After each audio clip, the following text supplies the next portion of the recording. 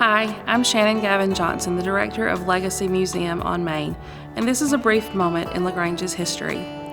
We Southerners have long loved our football, especially the SEC. But did you know that many cultures, including ancient Europeans, the early Romans, and even Native Americans, played games similar to modern American football? The sport we play in the United States is more properly called gridiron football because of the vertical yard lines that mark the field. It's a product of two English sports combined, rugby and soccer.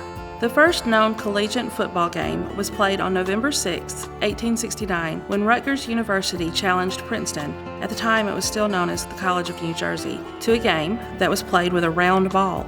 It didn't take long for other colleges to see the fun in the sport and pick up a ball to throw around themselves.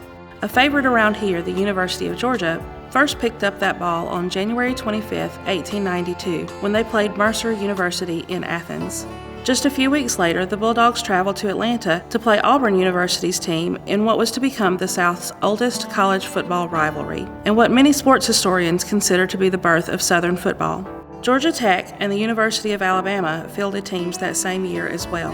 By 1932, the Southeastern Conference had been created, and it has been a powerhouse ever since.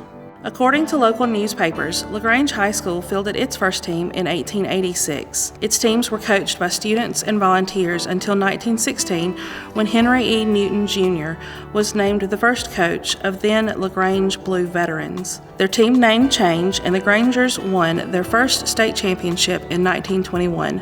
Troup County Comprehensive High School was not formed until 1956, but had a football team that very year and have also played well since that time. Rec league teams have always been popular for younger boys. The Callaway Education Association sponsored midget football for the first time in 1947. The first local fella to play for a college team was Hatton Lovejoy, who played for the University of Georgia's team in 1896. Since then, more than 200 local boys have excelled in the sport and played for colleges across the country and a few NFL teams too.